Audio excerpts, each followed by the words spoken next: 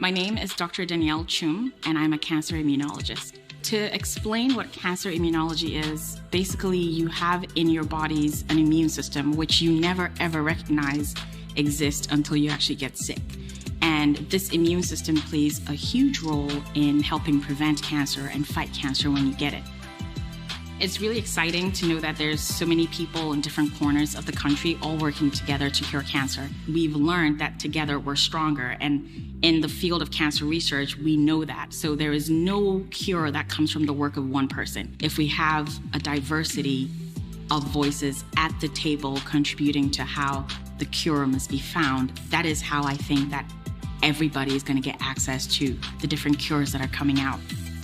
So one of the greatest STEM initiatives I've been involved in is the If Then initiative, which is if we support a woman in STEM, then she can change the world, which is an initiative aimed at increasing visibility of women in STEM as role models for young children.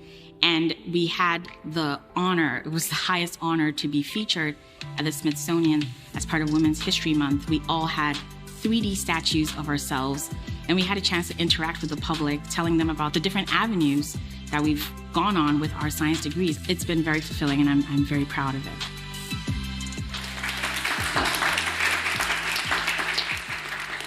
You have to make your own mold. You have to stay flexible when it comes to a STEM degree or thinking about what a scientist looks like. And you have to be like water. Like, if they pour you into any receptacle, take that shape and, give it your all. Give it 200, 300%, 1,000%. There's a lot of data out there about how a lot of marginalized groups do not have access to clinical trials because they just don't know it. And one doctor described a clinical trial as the bus that takes you to the cure. And so if you don't even get access to the bus, how are you even going to get to the cure? So one of the things I try to work on is I try to encourage a lot of, especially Black young women who want to go into STEM. I try to encourage them because that is the only way we can change the conversation. And if there isn't a seat for you at the table, well, Shirley Chisholm said, bring your own chair, but I love to even build my own table. I'm originally from Ghana, West Africa, and I grew up in a home. My father is a software engineer. My mother is a lawyer, but my mother was not a traditional student, and my mother was probably my first role model because she first had my sister and I before she went to college, and I saw how much work it was for her to juggle raising 2 kids and also going to college and then becoming a lawyer on top of it. And while she was gone, my grandmother was the one who raised us. And if there was ever a fierce warrior woman, it was this woman. She defended us to the end. And she always told us, she's like, it doesn't matter what you do, you have to finish your studies. And every time I wanted to quit in graduate school, I would just hear my grandma say, you have to finish. You can't just leave this be. Take a break if you have to, but you have to finish this.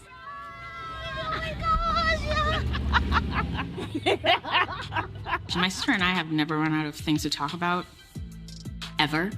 My brother-in-law is always fascinated by the fact that we always have stuff to talk about. I was precocious as a kid. I asked questions all the time. I did not take the word no as an answer. I'm like, why? And I had a very, very supportive family, so they always just put a book in my hand and said, look up the answer, which is why I still love books to this day. I wanted to be an astronaut. I wanted to be a lawyer. I wanted to be a medical doctor. I wanted to go into environmental law.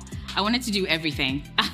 So it's funny how it all comes back to me being a scientist and asking why. When I was 7, my uncle, with whom I share a birthday with, he died of a brain tumor before he had a chance to hit his 35th birthday. It's the only time I've ever seen my mother cry. And so in college, I knew I was interested in STEM, I knew I was interested in research, but I'd always wanted to ask, what is cancer and why does it kill people in such a terrible way?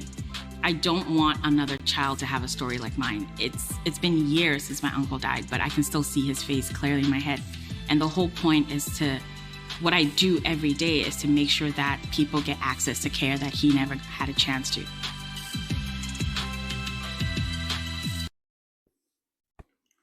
This video raises questions, and I need for you to be as honest as possible in the comments when answering them. And just so you know, there are 4 questions, so please be honest. Number one, do you take constant care of your immune system? Number two, do you think there will ever be a cure for cancer? Number three, does anyone in your circle have a STEM degree? And number four, let me know those people that cancer took away from you. Please share this video with anyone you deem necessary, and don't forget to like and subscribe.